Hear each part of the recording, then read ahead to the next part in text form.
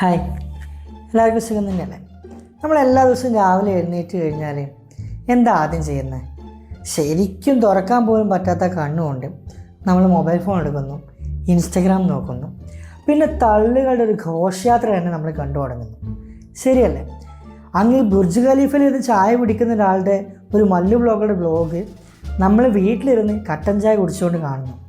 എന്താണല്ലേ മലയാളികൾ! ഈ ഡാറ്റ എടുത്ത് പോയി കഴിഞ്ഞാൽ നമ്മുടെ മലയാളികൾ പുലികളാണ്. 2026 ഡിജിറ്റൽ മാർക്കറ്റിങ്ങിൻ്റെ ഒരു വാല്യൂ എന്ന് പറയുന്നത് ഏകദേശം 1500 കോടിക്ക് മുകളിലാണ്. ഈ ഒരു 1500 കോടിക്ക് മുകളിൽ അല്ലെങ്കിൽ 1500 കോടിയിൽ പെടാത്ത കുറച്ച് ആളുകളുണ്ട്. നമ്മുടെ സോഷ്യൽ മീഡിയയിൽ കറങ്ങി തിരിഞ്ഞ് നടക്കുന്ന കുറച്ച് അമ്മാവന്മാർ. അവർ കൃത്യമായിട്ടുള്ള ധാരണകളൊന്നും ഇല്ലാതെ ഉച്ചയ്ക്ക് ബിരിയാണി കഴിച്ച് കഴിഞ്ഞാൽ എന്തെങ്കിലും ബുദ്ധിമുട്ട് വരുമെന്നും രാത്രി മൊബൈൽ ഫോൺ കൃത്യമായിട്ട് ഓഫാക്കിയിട്ടില്ലെങ്കിൽ തല പൊട്ടിത്തെറിക്കുന്ന പോലുള്ള ഫോർവേഡ് മെസ്സേജുകൾ അങ്ങോട്ടും ഇങ്ങോട്ടും അയക്കുന്ന ഒരു കാലഘട്ടം ഇപ്പോൾ നമ്മൾ കൊണ്ടുകൊണ്ടിരിക്കുന്നുണ്ട്. വസ്തുതകൾ ഒരു ഭാഗത്ത്, തെറ്റിദ്ധാരണകൾ മറ്റൊരു ഭാഗത്ത്. നമ്മൾ മലയാളികളുടെ പവർ കാണണമെങ്കിൽ ഏതെങ്കിലും ഒരു സെലിബ്രിറ്റിയുടെ അല്ലെങ്കിൽ ഏതെങ്കിലും ഒരാളുടെ അവളുടെ കമൻറ്റ് ബോക്സ് പോയി നോക്കിയാൽ മതി. അവിടെ സ്പെഷ്യൽ മെസ്സേജസ് ഉണ്ടാവും, സുഖവിവരണങ്ങളുണ്ടാവും, ചീത്തവിളികളുണ്ടാവും, പ്രത്യേക തരത്തിലുള്ള കമൻറ്റുകളുണ്ടാവും. ഇവയൊക്കെ തന്നെ നമ്മളെ കൊണ്ടുവന്ന് ചെയ്യുന്നത് നമ്മൾ എവിടെയും ഉണ്ടാകും, എന്ത് കാര്യത്തിലും നമുക്കൊരു അഭിപ്രായമുണ്ട് എന്നറിയിക്കുന്നതിലേക്കാണ്.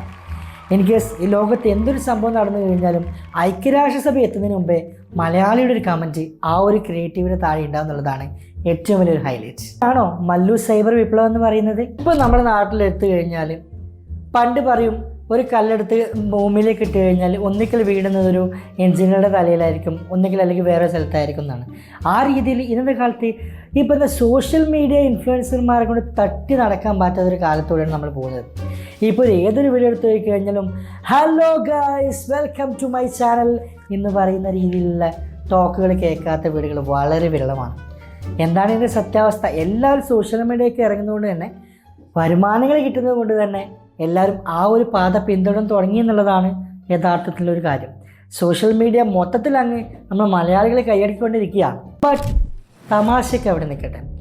ഫിൽറ്ററിട്ട മുഖങ്ങൾക്ക് പിറകിൽ മറ്റൊരു മുഖമുണ്ടെന്നും അവിടെ മറ്റൊരു ജീവിതമുണ്ടെന്നുമുള്ള കാര്യം നമ്മൾ ഒരിക്കലും ചിന്തിക്കാറില്ലാത്ത ഒരു കാലത്തിലൂടെ നമ്മൾ പോയിക്കൊണ്ടിരിക്കുന്നത്. നമ്മൾ കാണുന്ന കാഴ്ചകളെല്ലാം ശരിയാണെന്നും ആ ഒരു കാഴ്ചയുടെ പിന്നാമ്പുറത്തേക്ക് പോയി നോക്കാതെ തന്നെ വിമർശിക്കപ്പെടുകയും പിന്നീട് അത് തെറ്റാണ്, നമ്മൾ ചിന്തിച്ച കാര്യങ്ങൾ തെറ്റാണെന്ന് നമ്മൾ അറിഞ്ഞാൽ പോലും അത് തിരുത്തപ്പെടാതിരിക്കുന്ന ഒരു കാലത്തൂടെയാണ് ഇപ്പോൾ മലയാളികൾ പോയിക്കൊണ്ടിരിക്കുന്നത്. മലയാളികളുടെ ഒരു പ്രത്യേകതയായിരിക്കാം അല്ലേ? ഇപ്പം എങ്ങനെയുണ്ട് നമ്മുടെ ലൈഫിൽ ഏറ്റവും കൂടുതൽ സമയം കളയുന്ന സോഷ്യൽ മീഡിയ ആപ്പ് ഏതാണെന്നുള്ളത് നിങ്ങൾക്ക് ജസ്റ്റ് ഒന്ന് കമൻറ്റ് ചെയ്ത് നോക്കാം. നമുക്ക് എല്ലാവർക്കും ഒരു റണ്ണായിക്കോട്ടെ അല്ലേ?